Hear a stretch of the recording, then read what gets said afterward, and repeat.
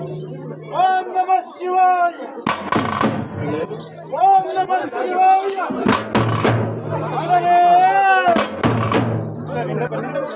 ಸಾಕು sir. Sir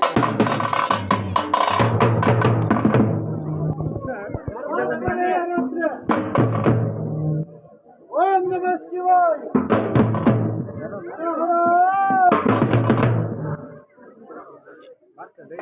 ಎಂತಪ್ಪ ಯಾವಯ್ಯ ಅಂದೇಶ್ವರನ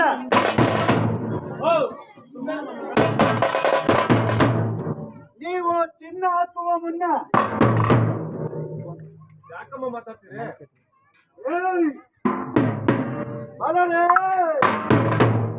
ಕಾಣದ ದೇವರಿಗೆ ನೀವು ಚಿನ್ನ ಹಾಕುವ ಮುನ್ನ ಕಾಣುತ್ತಿರುವಂತಹ ತಾಯಿಗೆ ಮೊದಲು ಅನ್ನ ಹಾಕು.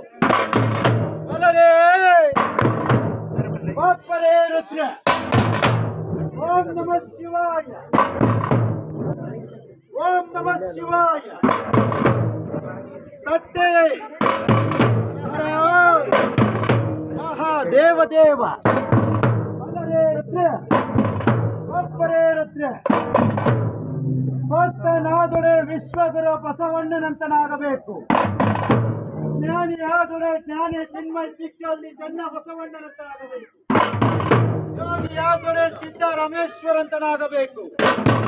ಜಂಗಮನಾದೊಡೆ ಅಲ್ಲಮ ಪ್ರಭುದೇವರಂತನಾಗಬೇಕು. ಶರಣಿಯಾದೊಡೆ ಅಕ್ಕ ಮಹಾದೇವಿ ಅಂತಾಗಬೇಕು. ಇವರಲ್ಲಿ ನೀವು ಯಾರಾಗ ಬಂದಿರಯ್ಯ?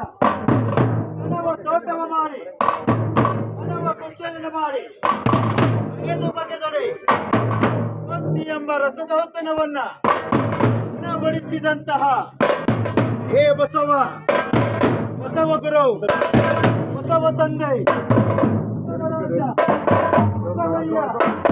ಬಸವೇಶ, ಬಸವಣ್ಣ, ಬಸವ ಬಸವ ಬಸವ ಬಸವ ಬಸವ ಬಸವ ಬಸವ ಬಸವ ಬಸವ. ಯಾವ ಬಸವಣ್ಣನ ಮೂರಕ್ಷರನ ನಾನು ಎಂತೆಪ್ಪ ವರ್ಣಿಸಲಿ?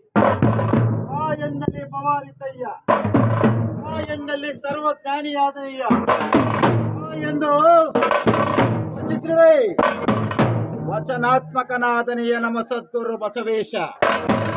ಅಲರೇ ಎಂತಪ್ಪ ಯಾವಯ್ಯ? ನಂದೇಶ್ವರ.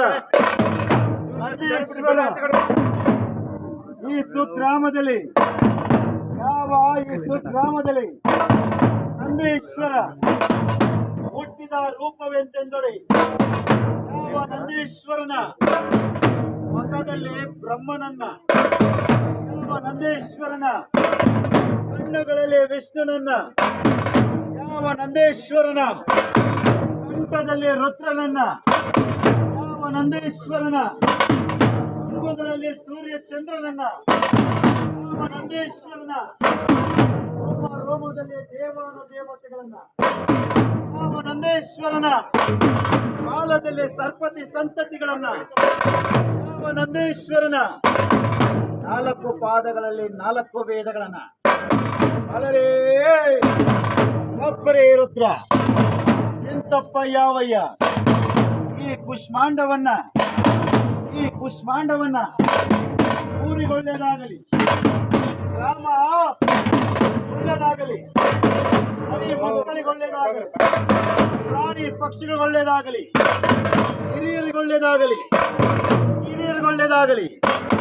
ಎಂತೆಂಬುದಾಗಿ ನಂದೇಶ್ವರನ ಭಾಗದಲ್ಲಿ ಯಾವ ಕುಷ್ಮಾಂಡವನ್ನ ವಿಸ್ಮರಿಸಿಕೊಂಡು ಯಾವ ನಂದೇಶ್ವರನಾದರೂ ಹೇಳಿದ ವರವನ್ನ ಯಾವ ನಂದೇಶ್ವರನು ಕೊಡಲಿ ಎಂತೆಂಬುದಾಗಿ, ರಕ್ಷಿಸಲಿ ಎಂತೆಂಬುದಾಗಿ ಯಾವ ನಂದೇಶ್ವರನು ಭಕ್ತಿಪೂರ್ವಕವಾಗಿ ನಾಮ ಅರ್ಪಿಸುತ್ತ ಒಮ್ಮೆ ನಂದೇಶ್ವರನಾದರು. ಅಲರೇ ಒಮ್ಮೆ ನಂದೇಶ್ವರನಾದರು. ನನ್ನ ತಾಯಿಯಾದ ದ್ರಾಕ್ಷಾಯಿನಿಯ ಅವಮಾನವನ್ನು ಸಹಿಸಲಾರದಂತಹ ಪ್ರಾಣವನ್ನು ಅರ್ಪಿಸಿದ ಹೇಳಿದ್ದಾರೆ. ಈ ಕಥೆಯನ್ನ ನಂದೀಶ್ವರನ್ನ ವೀರಭದ್ರೇಶ್ವರನು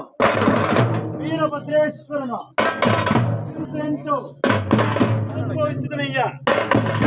ಒಂದು ದಿನ ಅಲ್ಲರೇ ಒಬ್ಬರೇ ರುದ್ರ, ಸೃಷ್ಟಿಕರ್ತನಾದಂತಹ ಬ್ರಹ್ಮದೇವ, ರಕ್ಷಣಕರ್ತನಾದಂತಹ ಮಹಾವಿಷ್ಣು, ಲಯಕರ್ತನಾದಂತಹ ರುದ್ರ ಭಾರವನ್ನು ವಹಿಸಿಕೊಳ್ಳಬೇಕಾದರೆ ಸೃಷ್ಟಿಕರ್ತನಾದಂತಹ ಬ್ರಹ್ಮದೇವನ ಬಲಗೈಯಲ್ಲಿ ಹೆಬ್ಬೆಟ್ಟಿನಲ್ಲಿ ಉದಯಿಸಿ ದೇವಿಯನ್ನ ಕೈ ಹಿಡಿದುಕೊಂಡು ಕಲ್ಯಾಣವನ್ನು ಮಾಡಿಕೊಂಡಿದ್ದಾರೆ.